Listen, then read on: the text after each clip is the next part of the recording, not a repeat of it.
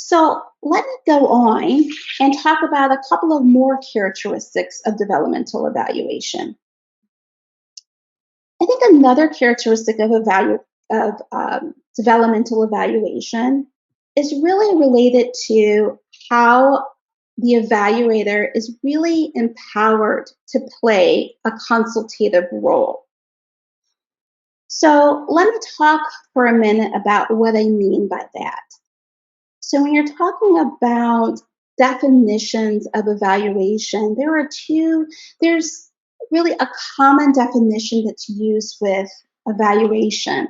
And a lot of that is really centered around this idea of determining the merit, worth, value, or significance. Okay? So then there's a more developmentally inspired definition as well.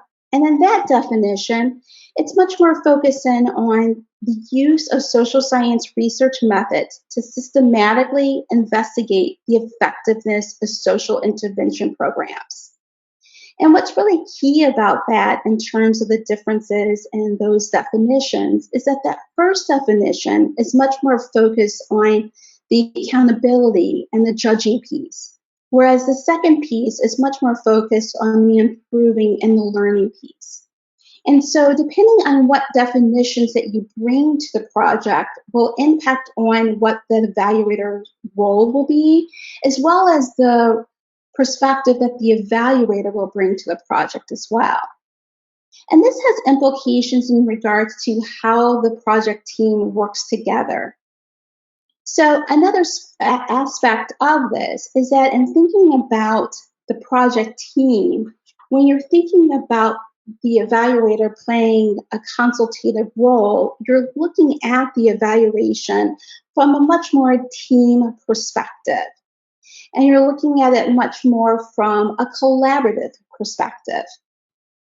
And that one piece that the evaluator is striving to do within this context is that the external evaluator is really trying to translate the evaluation findings into action-oriented data.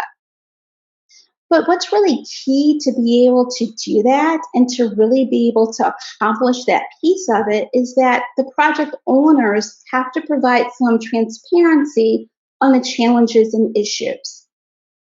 And by the two entities working together in this way, the external evaluator can help to identify additional data gathering approaches, additional insights in terms of looking at the data that may be able to help the project owners in terms of dealing and addressing some of the challenges and issues that they're encountering.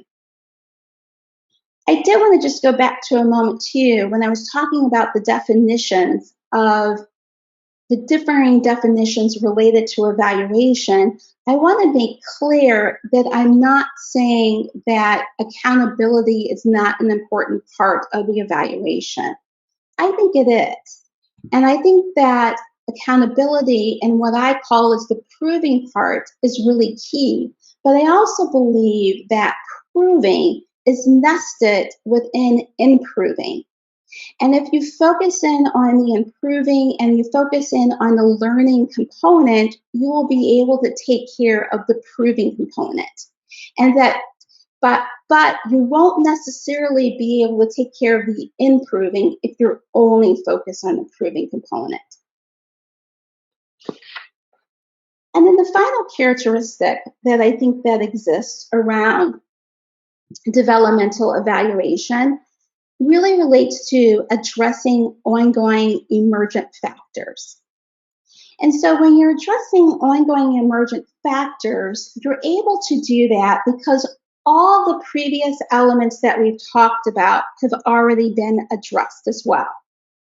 And so because there's this high level of learning, because you're using traditional evaluative approaches, but you're using them in a slightly different way, and because the evaluator is empowered to play a consultative role, you're able to address varying emergent factors. And how does that play out in reality? So one piece in regards to how this actually looks in reality has a lot to do with the way in which the activity of the life cycle occurs. One challenge that sometimes can happen is that there are these varying decision points that are occurring within a project.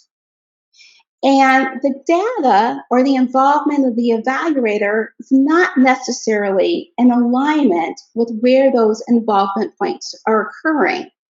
So the evaluation can't really be used to inform the decision making process because the decision is occurring outside of when those decisions are actually, the evaluation is not available when those decision points are actually occurring.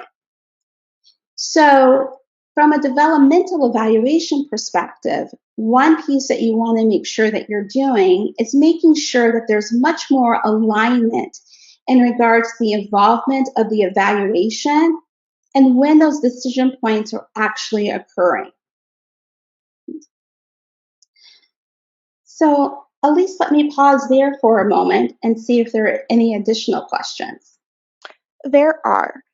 What advice would you give to teams you want to implement a developmental evaluation approach? Okay. I think for teams that want to, I think for teams that want to implement an evaluation approach, I think there are a couple of different things that they should keep in mind. Some of these things I highlighted already, but I'll re-emphasize. One, I think that the way in which the evaluator is going to work with the project team is going to be different. And so they need to be conscious of the fact that that the evaluator will want to have more involvement, will want to know what's occurring within the project on a much more regular basis.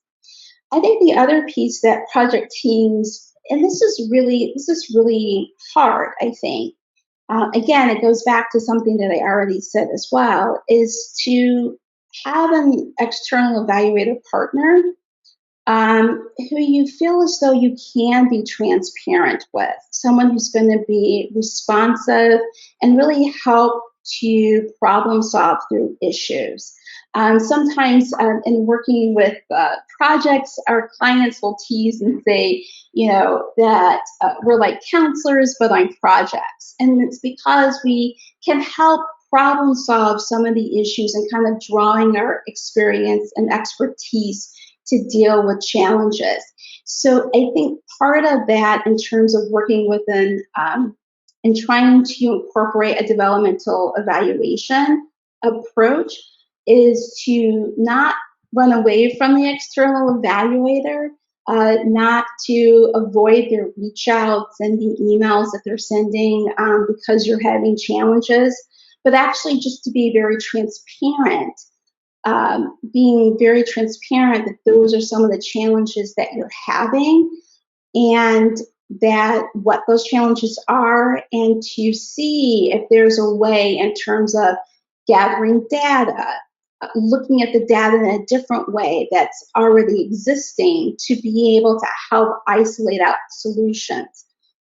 But I should also make the caveat with that too, is that to be able to do that, you have to make sure that you have the right evaluation partner with the right philosophy, and that's the role that that person actually wants to play.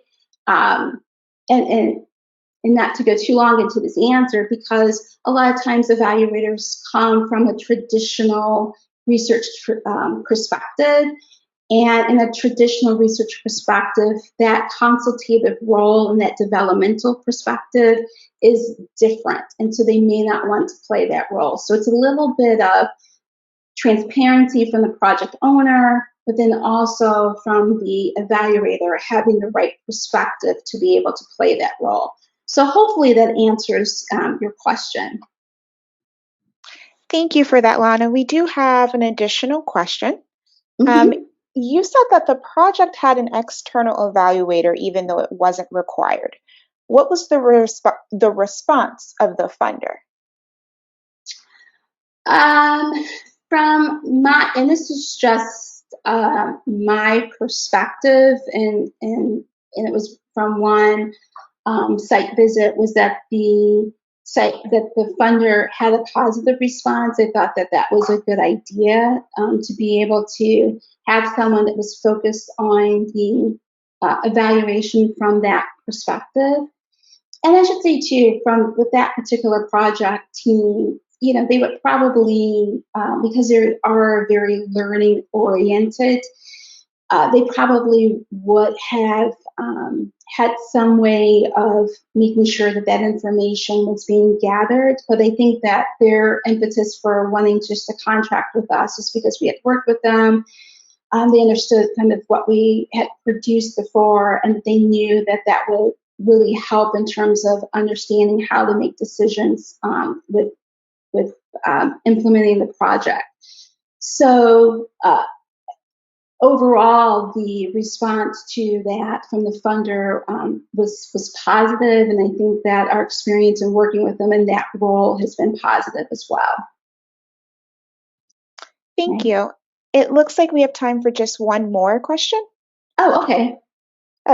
It starts with, this sounds familiar. Could we have been doing developmental evaluation earlier and didn't know it? That's a really good question. It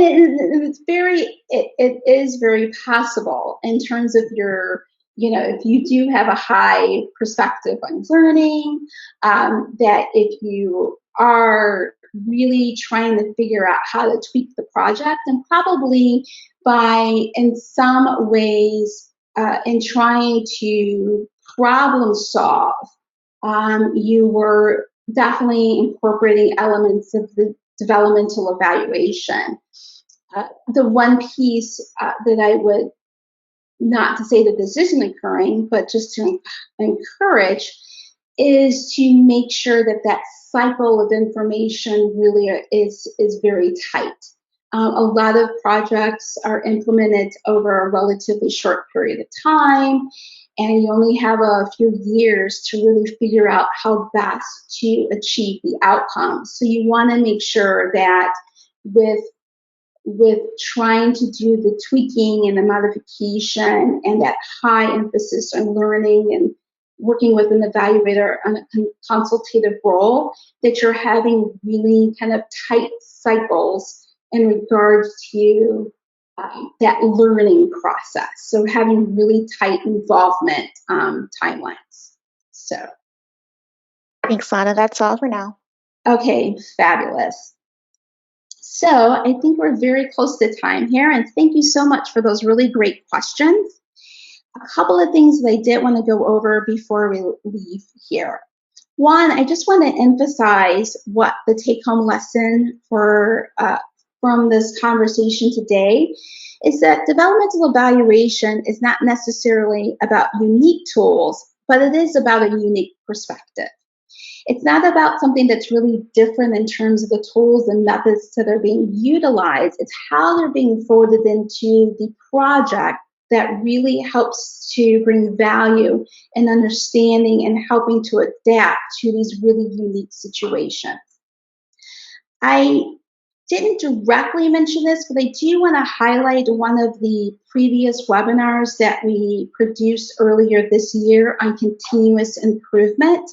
Some of the thoughts that are presented in this webinar are expanded on in that webinar, so that may be something else that you may want to review.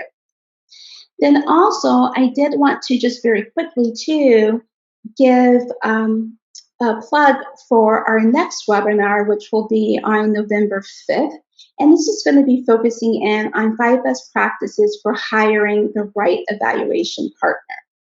So if those are all the questions at this point, that really concludes our coffee break webinar today. Thank you so much for joining, and I look forward to talking with you next time.